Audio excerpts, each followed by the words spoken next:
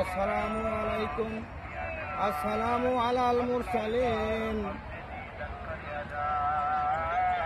প্রথমে আল্লাহ তাআলা এই মানুষকে সৃষ্টি করে পৃথিবী সুন্দর করে তৈরি করে শোভাবর্ধন করেছেন। শোভাবর্ধন করে মানুষকে এই শোভাগুলা সৌন্দর্যগুলো দেখার জন্য বলল তোমরা সবাই এই সৌন্দর্যগুলো উপভোগ করো। পাহাড় পর্বত নদী নালা পাথর ঝর্ণা সব দেখো। আমার সৃষ্টির কত সৌন্দর্য আছে, তোমরা উপভোগ করো।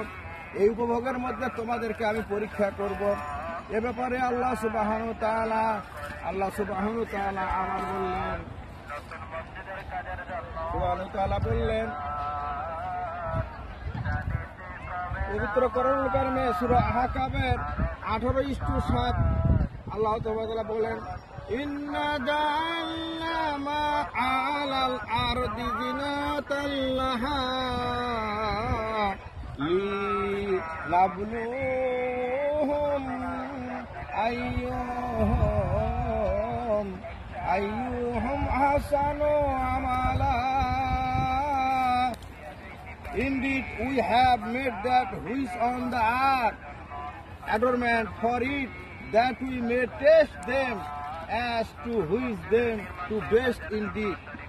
এই সৌন্দর্য উপভোগ করার মধ্য দিয়ে আল্লাহ সুবহানাহু ওয়া তাআলা আমাদেরকে সবাইকে পরীক্ষা করবেন যে এই সৌন্দর্যের মধ্যে তোমাদের জন্য পরীক্ষা রয়েছে। এই পরীক্ষা করে আমাদেরকে পরীক্ষায় পাশ করে উনি জান্নাতে নিয়ে যেতে চাচ্ছেন।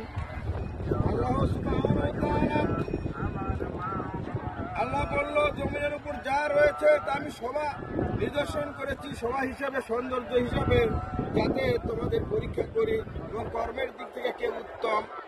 এ ব্যাপারে আরেকটা সিমিলার আয়াত আল্লাহ তাআলা বলেন, সূরা আল মুলকের 2 নম্বর আয়াত আল্লাহ বলেন, আল্লাযী খালাকাল মাউতা ওয়াল হায়াতা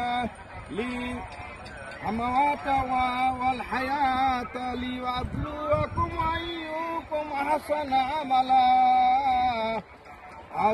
আমালা ওয়া হুয়াল আজিজুল গফুর।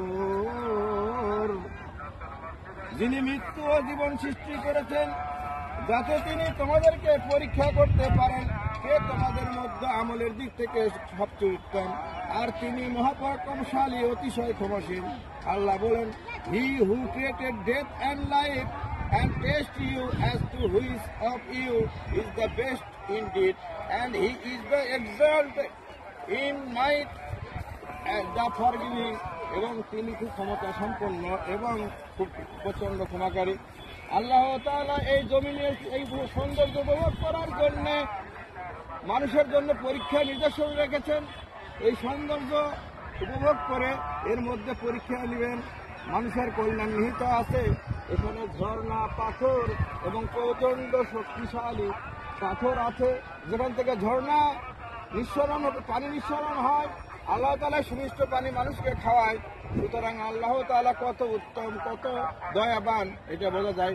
সুতরাং মানুষের উচিত এই সৌন্দর্য উপভোগ করে আল্লাহ নিদর্শন দেখে তার মধ্যে আল্লাহ সুবহানাহু ওয়া তাআলা পরীক্ষা করবেন।